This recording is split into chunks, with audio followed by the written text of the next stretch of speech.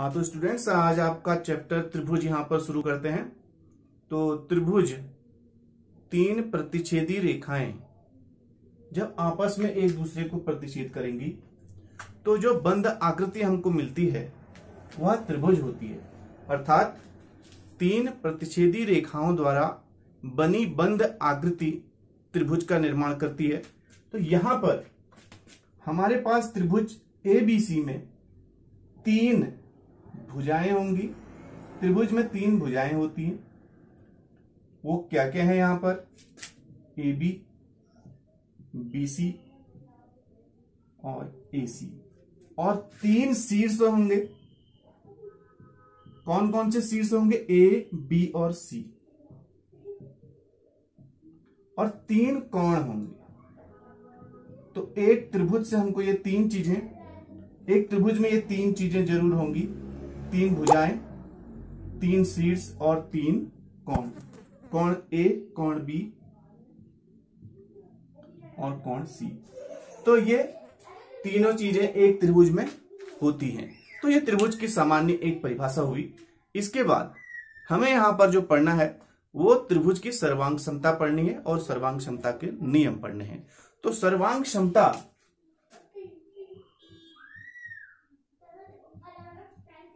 आकृतियों में देखते हैं। पहले त्रिभुज की बात बाद में करेंगे।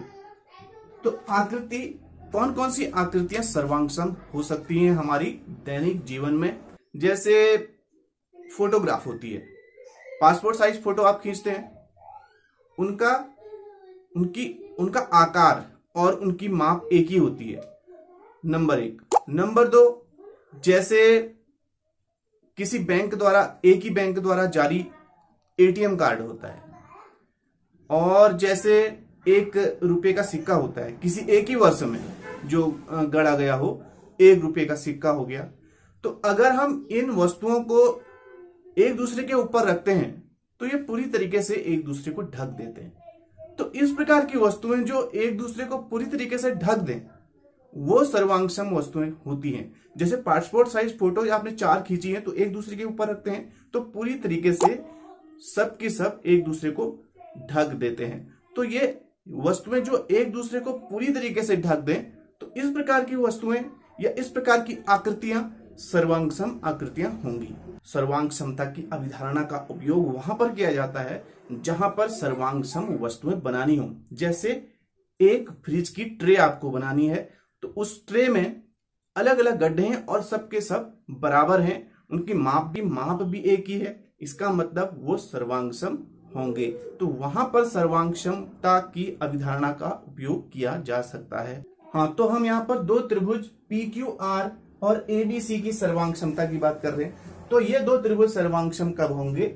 जब इनके संगत भुजाएं और संगत कोण आपस में बराबर होंगे, पहली बात। नंबर दो, इसको लिखा कैसे जाएगा? सर्वांग क्षमता को लिखा कैसे जाता है? जैसे त्रिभुज ABC सर्वांगसम है तो सर्वांग क्षमता का जो साइन होगा इस प्रकार से लिखा जाएगा PQR। तो इसको लिखने का तरीका ये है। तो दो त्रिभुज सर्वांगसम होंगे तो उसको इस प्रकार से लिखा जाएगा, त्रिभुज ABC सर्वांगसम त्रिभुज PQR।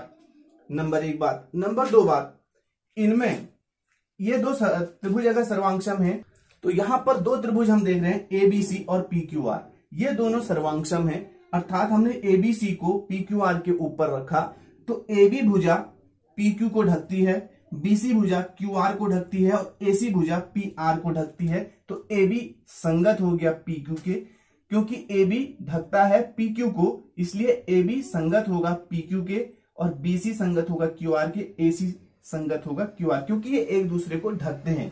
अब इनके शीर्ष जो होंगे, शीर्ष A वो P को ढकता है तो A और P संगत शीर्ष होंगे, और B Q को अगर ढकता है तो B और Q संगत शीर्ष होंगे, और C अगर R को ढकता है तो C और R संगत शीर्ष होंगे। तो संगत की बात हम कर रहे हैं, संगत भुजाएं और संगत शीर्ष। और जो लिखने का क्रम है वो A B C। अगर A P को ढकता है तो A सबसे पहले लिखा जाएगा, और P को अगर ढकता है तो P सबसे पहले लिखा। तो लिखने का जो क्रम होगा वो शीर्षों की संगतता के आधार पर होगा। तो शीर्षों की संगतता कैसी है, A P को ढकता है तो A सबसे पहले लिखा जाएगा, यहाँ P सबसे पहले लिखा जाएगा।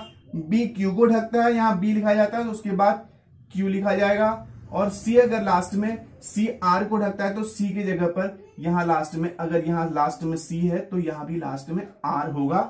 तो ये क्रम लिखने का भी इसी प्रकार होना चाहिए, यानी कि जो शीर्षों की संगतता है वो उसी क्रम में लिखे जाएंगे। त्रिभुज ABC, त्रिभुज PQR। हम यहाँ पर त्रिभुज की सर्वांग क्षमता की कसौटियों के बारे में हम यहाँ पढ़ेंगे। अब कसौटियां क्या है, त्रिभुज के सर्वांगक्षम होने के क्या क्या नियम है, तो उसमें सबसे पहले है SAS सर्वांग क्षमता नियम। इसका क्या मतलब है, दो त्रिभुज सर्वांगक्षम है यदि एक त्रिभुज की दो भुजाएं और अंतर्गत कोण दूसरे त्रिभुज के दो भुजाएं और अंतर्गत कोण बराबर हों।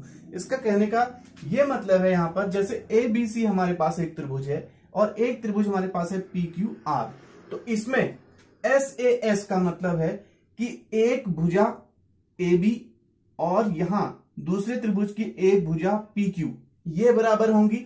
दूसरी भुजा BC और दूसरे त्रिभुज की दूसरी भुजा QR ये बराबर होंगी, यानी कि दो भुजाएं बराबर होंगी। और उनके अंतर्गत कोण, यानी उन दोनों भुजाओं के बीच में बना हुआ कोण और इन दोनों भुजाओं के बीच में बना हुआ कोण अगर बराबर होंगे, ये दो भुजाएं AB PQ के बराबर हो, BC QR के बराबर हो, और AB और BC के बीच बना हुआ कोण PQ और QR के बीच में बना हुआ जो कोण है अगर बराबर होंगे, तभी हम कहेंगे कि ABC PQR के सर्वांगक्षम होगा। तब हम कहेंगे ये दो त्रिभुज सर्वांगक्षम होंगे। किस नियम के अनुसार, SAS सर्वांगक्षमता नियम के अनुसार। इसके बाद एक नियम और है ASA सर्वांगक्षमता नियम। इसके अनुसार क्या है, दो त्रिभुज सर्वांगक्षम होते हैं यदि एक त्रिभुज के दो कोण और उनके अंतर्गत भुजा और दूसरे त्रिभुज के दो कोण और उनके अंतर्गत भुजा बराबर हों। यहां पर दो कोण बराबर हैं, अर्थात ABC में हमने एक कोण लिया B और PQR में एक कोण हुआ Q, तो B और Q यानी कि ये दो कोण बराबर हो गए। दूसरा कौन सा कोण का पेयर बराबर होगा, C और R। यदि C और R बराबर हैं, B Q के बराबर है, कोण C कोण R के बराबर है, हम इसको ऐसे बना सकते हैं C R के बराबर है, तो दो कोण बराबर हो गए। उसके बाद इनके अंतर्गत जो भुजाएं हैं, अर्थात इन कोणों के बीच में जो भुजा है, इस B और C के बीच में भुजा है BC, Q और R के बीच में जो भुजा है वो है QR।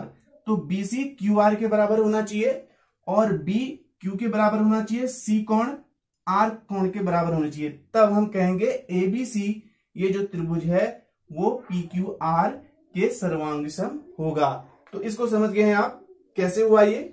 अगर दो त्रिभुज ABC हमारे पास हैं, उनमें कोई एक कोण B, दूसरा त्रिभुज PQR के कोई एक कोण Q के बराबर हो और कोण C कोण R के बराबर हो और इनके बीच में जो भुजा है BC और QR बराबर हो, तब हम कहेंगे ABC और PQR ये दो जो त्रिभुज होंगे वो SAS सर्वांगक्षमता नियम के अनुसार सर्वांगक्षम होंगे।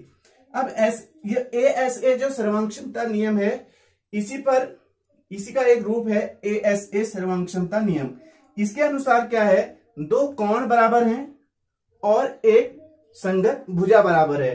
अगर दो कोण बराबर हैं, कोई भी हमारे पास कोण A कोण P के बराबर है माना और कोण B कोण Q के बराबर है, और कोई एक भुजा, हम इनके बीच में अंतर्गत भुजा नहीं ले रहे हैं, कोई एक भुजा हम जो संगत हो, कोई एक संगत भुजा हमने ले ली, जैसे AB PQ के बराबर है, AB और PQ हमने ले लिया। AB और PQ दो संगत भुजाएं हैं, उनको हमने ले लिया AB PQ के बराबर है। एक संगत भुजाओं का युग्म और दो कोणों का युग्म अगर बराबर है तो हम कहते हैं ASA सर्वांगक्षमता नियम के अनुसार ये दोनों त्रिभुज भी सर्वांगक्षम होंगे। तो ये भी एक नियम है। इसके बाद और भी नियम है, वो हम पढ़ेंगे। इसके बाद जो सर्वांगक्षमता नियम है वो है SSS सर्वांगक्षमता नियम। इसके नाम से ही पता चल रहा है, एस एस एस का मतलब साइड साइड साइड, भुजा भुजा भुजा, सर्वांग क्षमता नियम। तो इसके अनुसार क्या होगा, यदि दो त्रिभुजों की तीनों भुजाएं अन्य त्रिभुज की तीनों भुजाओं के बराबर है तो वह त्रिभुज सर्वांगक्षम होंगे। जैसे एबीसी, यहां पर हमारे पास एक त्रिभुज है एबीसी, दूसरा त्रिभुज है पीक्यूआर। इनमें एबी पीक्यू के बराबर हो गया, बीसी क्यूआर के बराबर होगा, और एसी अगर पीआर के बराबर होगा, अर्थात तीनों की तीनों भुजाएं अगर बराबर होंगी तो दोनों त्रिभुज सर्वांगक्षम होंगे। तो ये एस एस एस सर्वांग क्षमता नियम अर्थात भुजा भुजा भुजा सर्वांग क्षमता नियम कहलाएगा। इसके बाद जो सर्वांग क्षमता नियम है बहुत इंपॉर्टेंट, वो है आरएचएस सर्वांग क्षमता नियम। तो यहां पर हमारे पास इसके अनुसार क्या होगा, यदि दो समकोण त्रिभुजों में यदि हमारे पास एक त्रिभुज का कर्ण दूसरे त्रिभुज के कर्ण के बराबर है और कोई एक अन्य भुजा बराबर है, यानी दो समकोण त्रिभुजों में यदि कर्ण एक का कर्ण दूसरे के कर्ण के बराबर होगा, जैसे एबीसी में एसी कर्ण है, पीक्यूआर में पी और आर कर्ण है, अगर एसी पीआर के बराबर है, नंबर एक। नंबर दो, कोई एक भुजा वो एबी पीक्यू के बराबर हो या बीसी क्यूआर के बराबर हो, कोई एक भुजा अगर बराबर है और दोनों के कर्ण बराबर हैं, तो हम आरएचएस सर्वांग क्षमता नियम के अनुसार कह सकते हैं कि त्रिभुज एबीसी और त्रिभुज पीक्यूआर दोनों सर्वांगक्षम होंगे।